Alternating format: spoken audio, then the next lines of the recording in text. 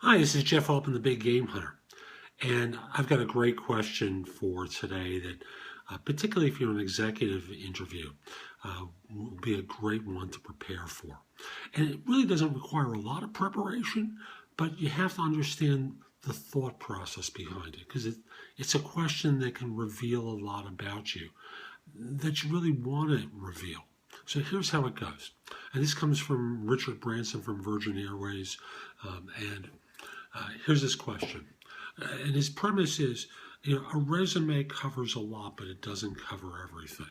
So he asked the question on his interviews, what didn't you get a chance to include on your resume? Now, I think the way to answer this isn't about details or facts. I believe it's about who you are as a person.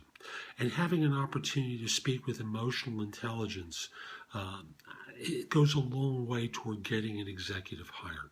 So this is an opportunity to really talk about your history.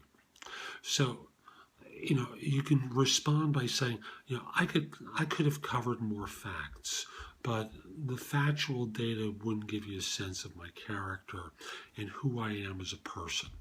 But I'm someone who grew up in, and then you talk about your upbringing briefly. You don't want to go into this huge, long story that's going to make them fall asleep.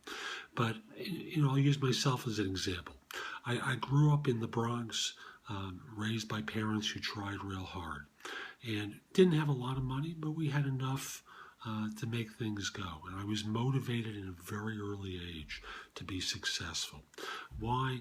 I want to make my parents proud. I want to help people in a lot of different ways. And I knew if I could be in an organization, you get where I'm going with this.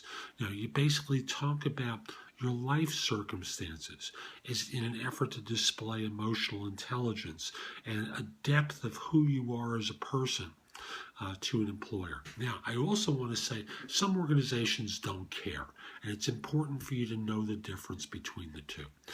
So for those organizations, you do want to have the fact-filled additional stuff and simply say, there's a limit to how much you can put in a resume. And you go back to high-powered, high-pressure sales voice and say, he's already at 2.5 pages.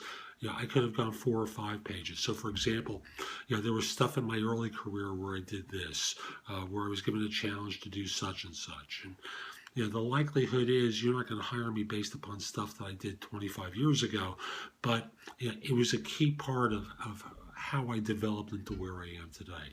They'll go, how so? You see how I'm approaching that? So for some organizations, they want to get a sense of the emotional side of you.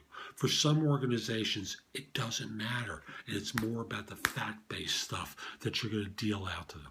So this is Jeff Altman. Hope you found this helpful. Come over to thebiggamehunter.us, go exploring, because there's much more content there that you can watch, listen to, or read that are going to help you find work more quickly. Also want to mention to you that if we're not connected on LinkedIn, send a connection request at linkedin.com/IM/the-big-game-hunter.